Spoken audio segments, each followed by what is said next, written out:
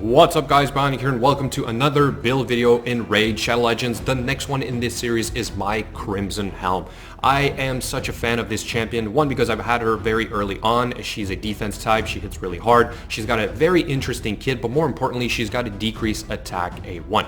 So in this video we're going to talk about her, we're going to talk about her gear, I'm going to tell you guys where I use her, we're going to talk about her masteries and the great haul bonuses that affect her stats. So hopefully you guys will learn a little bit about how I gear all my champions on my 100% free to play account. Okay, so like I said, defense type champion, decrease attack A1. Unfortunately, it's only a 1-turn cooldown, which is probably why she's a B tier champion. If this would be a 2-turn cooldown, she would be probably on par to like Sepulcher, Jareg, maybe not Tyrell Altan, but very close. She's also got a block damage and provoke A2, which is a 4-hit, very good for the Fire Knight early on. I did use her quite a bit. And then she's got this skill right here, 60% increased defense with revive on death, really good for faction crypts as well as some dungeons. And as I said, I used her a lot before, okay? My previous builds of level 20 dungeons, when I tried to do the missions, she's basically in the Ice Golem, in the Dragon Lair, and the Fire Knight. Heck, she could even solo the Crimson, not Crimson, but the Minotaur level 15 by herself, and also Ice Golem level 15 by herself. So if that's not an amazing champion, I don't know what is.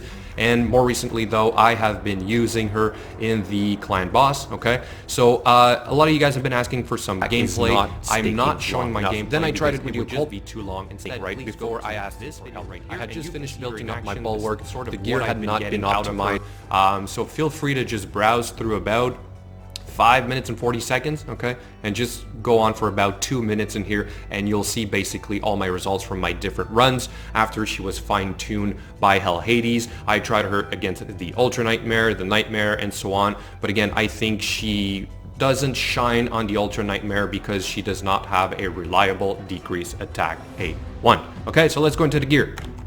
So being a defense champion and clan boss, of course you're going to want to have her in life steal. She does have a really low base speed, therefore 2-piece speed set is probably a must. You can see overall her power is quite low, but we're looking for the same typical stats that we would on any other kind of like clan boss champion. We want them to be very tough first, okay, so and then we want the right speed tuning and we need enough accuracy. If you can pump up the offensive stats as well, like crit rate, crit damage, great, but I don't think it's a priority in the beginning. When you do though want to hit Ultra Nightmare and deal as much damage as possible, then you will have to focus on this, okay? So substats, crit rate, HP, crit damage, speed. Here we've got speed, accuracy, defense percent, perfect. A shield, not even fully maxed, but we've got crit rate, speed, and crit damage. Then we've got defense percent gloves with very high accuracy.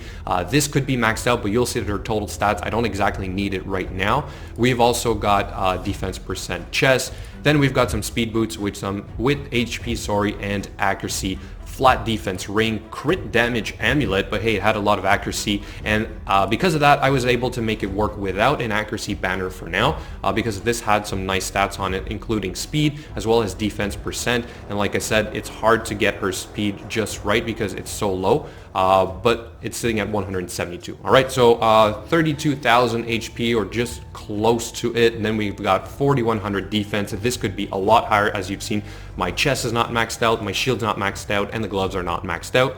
Crit rate could be a lot higher, but eventually that will come with switching the boots instead of speed to defense percent, and then we'll move the gloves to crit rate, okay? So that's the plan. Accuracy is a little bit low, but I'm thinking I can probably manage to hit the 220. I can maybe try to use glyphs here and there, increase that, but overall not doing too bad.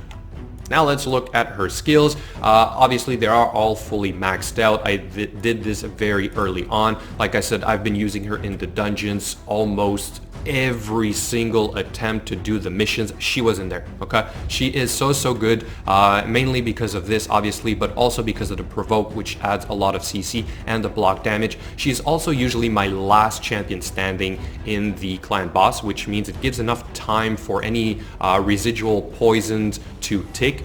and I get the most damage out of the poisons because of that. All right, and then for her masteries, pretty typical setup. We want Life Drinker, we want War Master as well, and then of course Master Hexer to try and increase that decrease attack to land. We've got the accuracy route, and then the rest is, you know, pretty standard. Okay, so let's now look at her Great Hall bonuses.